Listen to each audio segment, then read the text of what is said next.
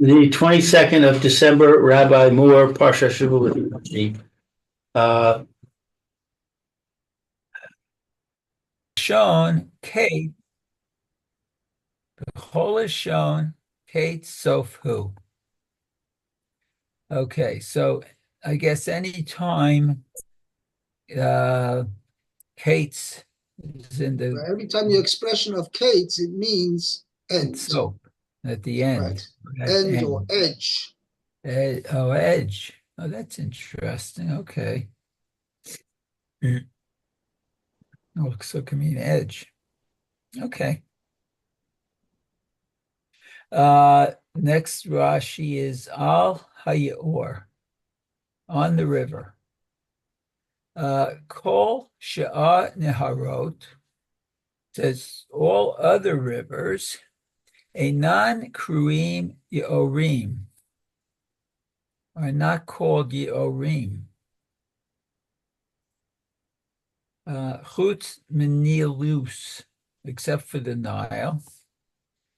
Mipnei Shekol Haaretz Asuya Yeorim Bidei Adam.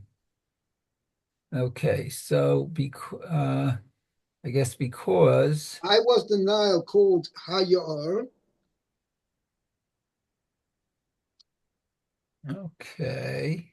Mipnei shekol haaretz.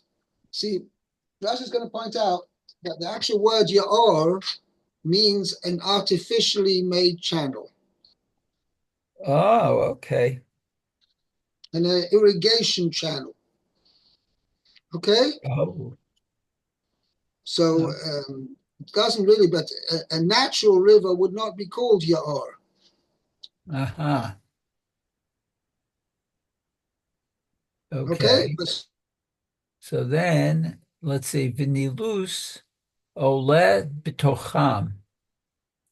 But this river, the Nile, goes up into them. Yeah, it means the entire land was made up of man-made irrigation channels. The Nile would rise into them, meaning that the water level of the Nile would rise and then overflow into these channels. Go into the channel. And then it would provide them with water. Uh-huh. Okay. Lefi she'en geshamim yordim b'mitzrayim tadir. Because the rain did not fall in Egypt on a regular basis. Okay. Kisha'ar aratzot, like in other lands. Huh. Okay.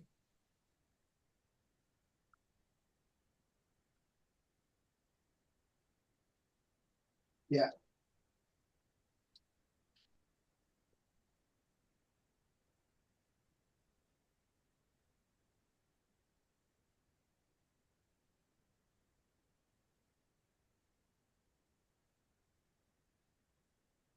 Okay.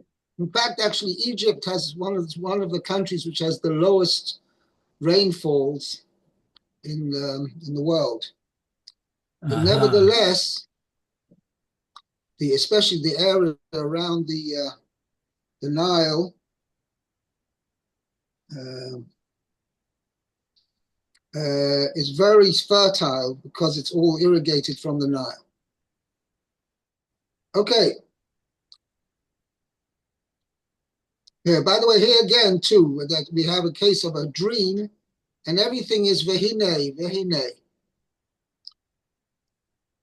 And I mentioned this before, is because normally when you're describing something real, even if nobody is seeing it, the thing exists. But when a dream, it only exists as far as the dreamer visualizing, seeing this object. So that's what it says. Behold, he was standing by the river. Okay? Now, the pasuk base, Lou.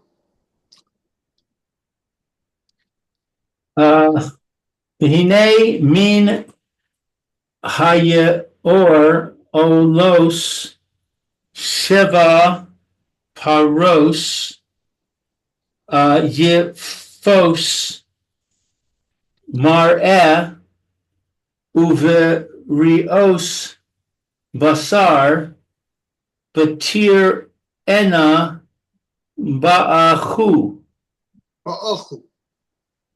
Ba'achu. Let's see. And it was that from the river, there came up, or there emerged 7 cows, beautiful of appearance, and robust of flesh, and they were grazing in the swamp. In the meadow. In the marsh. In the marsh. In the marsh. Right. Because swamp is also swamp denotes more water than the marsh.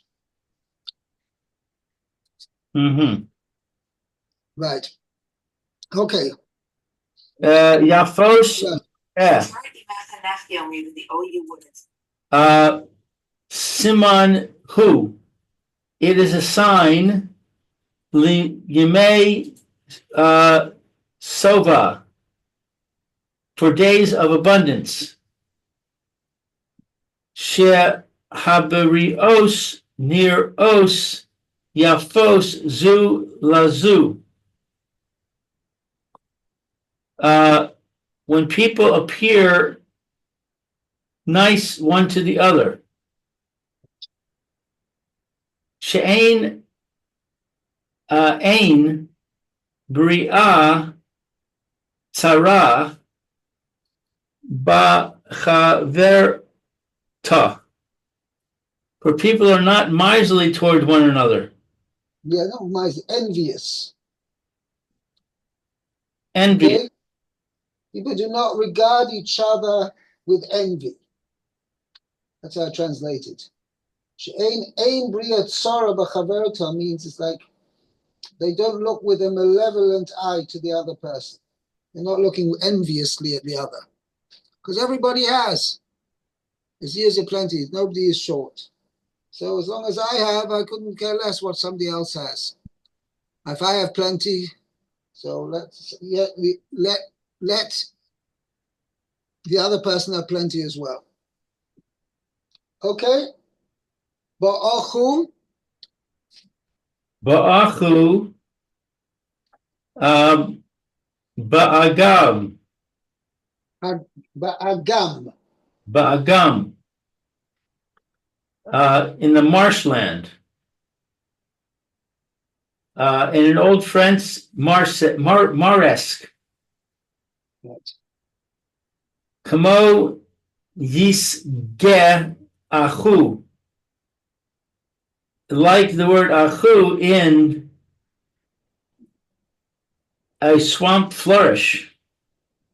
Yisge achu. Can marsh reeds flourish without water?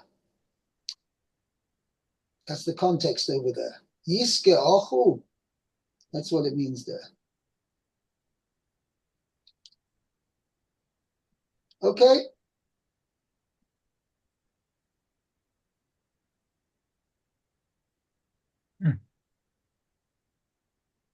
Okay, let's go on to Pasuk Gimel. Meir. Okay, Gimel. V'hinei sheva parot acherot holot, excuse me, acharehen min hayeor ra'ot mar'eh v'dakot basar v'ta'amodna etzel haparot al sifat hayeor. Okay, so let's be named. So behold, these 7 other cows. Let's see. Oh, look, rose after them from the river, channel, whatever. Okay. Ra'ot, poor, Marev, they appeared in appearance, and Dak, and I guess thin in flesh, and they stood next to the cows on the bank of the river. Right. Okay, but there's no Rashi on that one. Yes, there is. Oh, you have a Gimel? Just a small Rashi here. Oh, Dakot Basar. Oh, that's funny. I don't have a number next to it. Okay. Okay, so Dakot Basar, he translates it gaunt flesh. Uh, uh, Tin V, no, Tin Vish, Bilaz. Okay, so In 10 base, 10 base. Okay, Lashon Dak, it means thin. Wow, okay.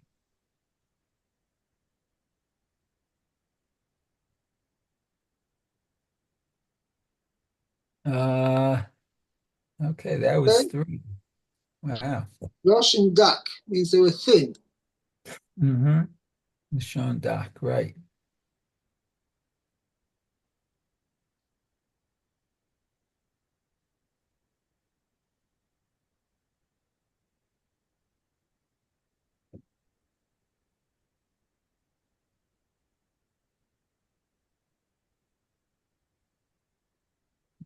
Okay.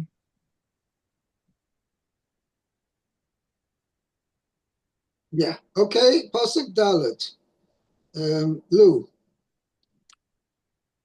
But to Hello. na haparos raos hamar vidakos habasar ace sheva haparos yafos v'hamar v'habirios vayikach par Vayikatz Paro. vayikatz paro. So let's see. And the cows of poor appearance and gaunt flesh ate the 7 cows of beautiful appearance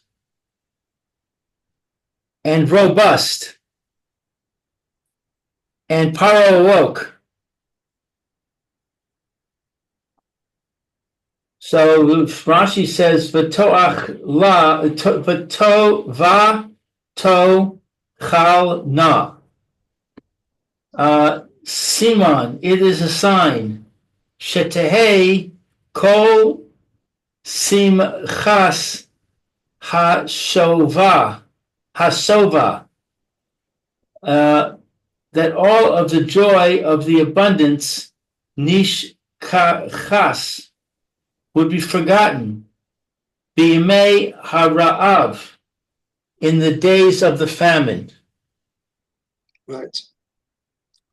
Because they will consume, right? The 7 bad looking, thin fleshed, thin cows, they ate up, they swallowed up. In fact, later,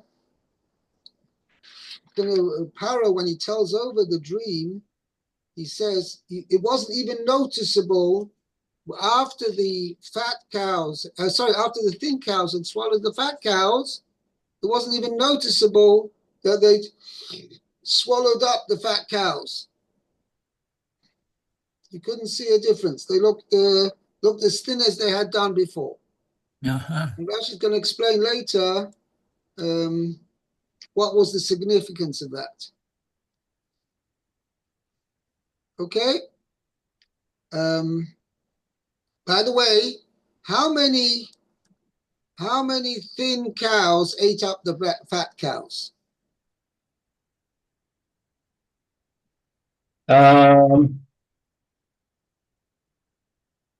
All of them.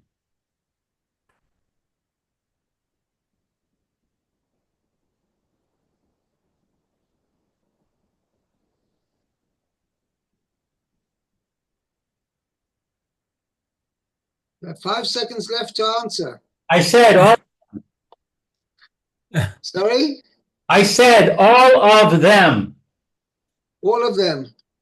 Okay, I just see it just says a plural here. It just says what? It just says V'atochalno haporois, rois hamareh v'dakeis habasa. So you want to say, since it says the cows, bad thing, that means it refers to all 7 of them. Correct. That could be, but I tell you, the Lamaisa, what happened was, it's not my own point over here. In the end, what happened was, when the years of famine came, there were only 2 years of famine. Because once Yaakov Avinu came to Egypt, the famine stopped. So it was only, in fact, at that time at least, only 2 years of famine. The other 5 years of famine happened after the Jewish people left Egypt. Didn't happen for another 210 years. But anyway, so Lamaisa, that's why the Torah doesn't specify how many cows. It doesn't say Vatochalno Sheva Porois, Rois Hamarat Akois Habasa.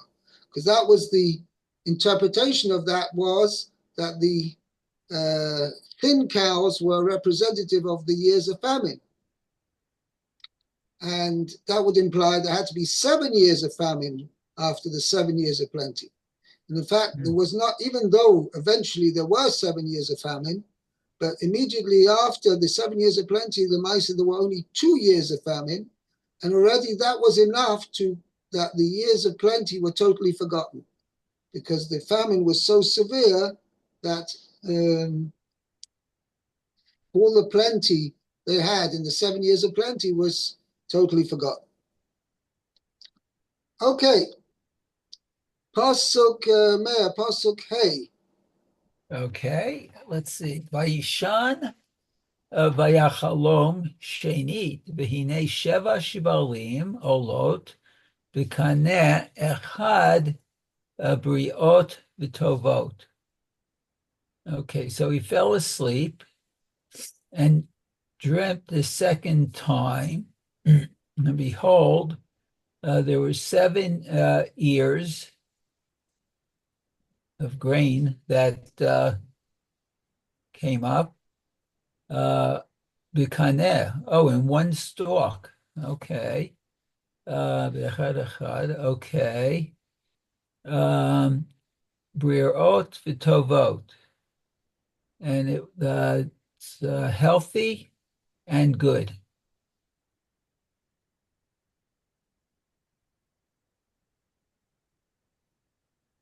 That's interesting. Okay.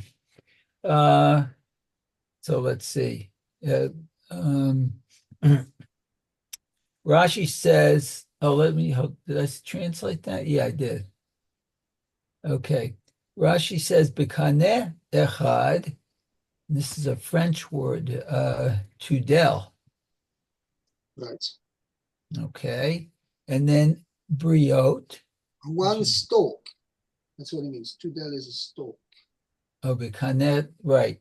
B'kaneh echad. And briot is healthy. Sench, I guess, in Old French. Right. It's the same thing as, what do you call it?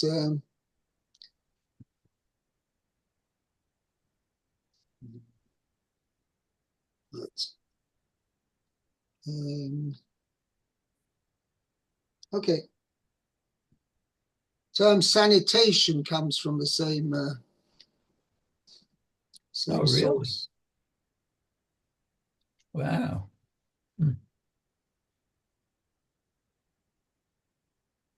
Okay, that makes sense. Okay. Mm-hmm.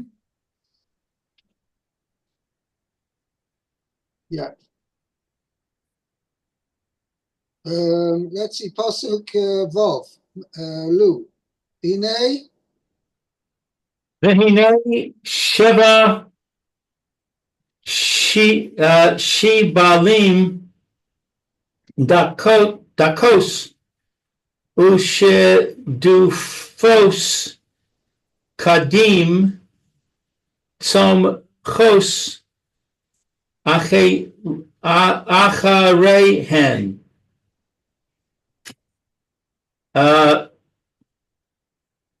And we see 7 you thin. see, okay.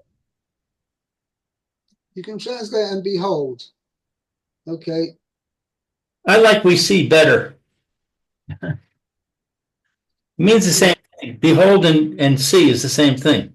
Yeah, I know, but it's and then. I translate each vihine as then.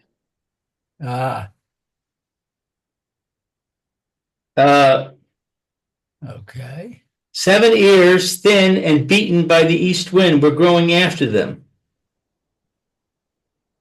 Okay, so Ushadufos.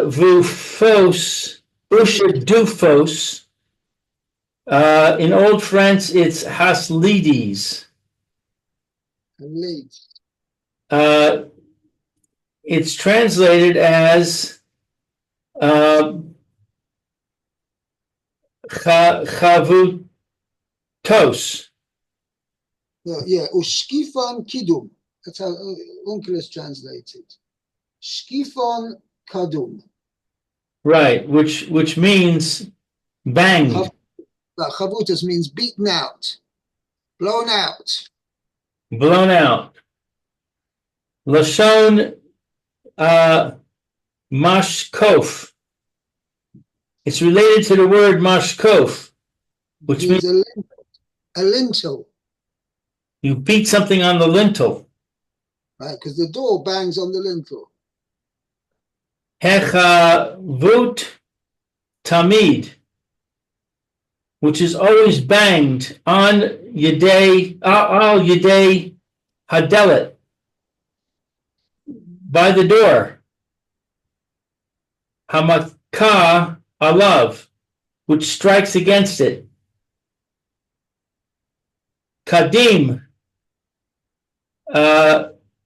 ruach mizrachis, deramis. It means a southeast wind.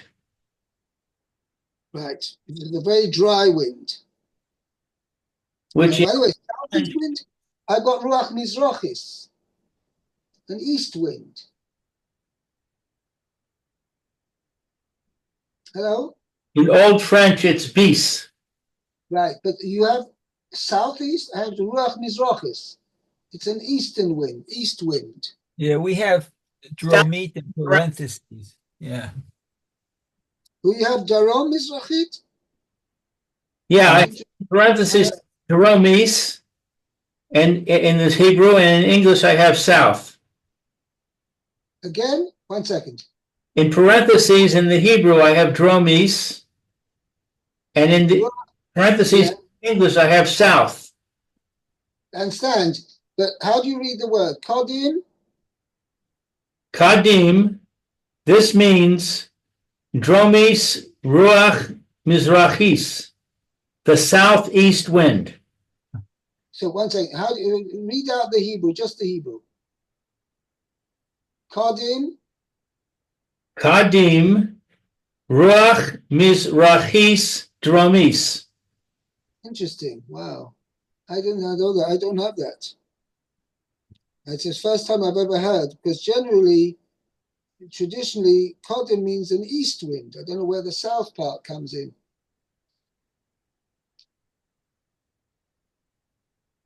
And I don't have any other girsa to that effect.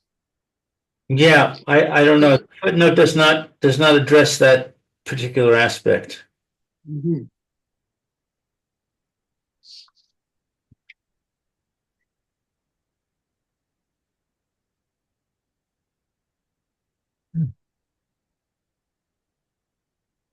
Okay.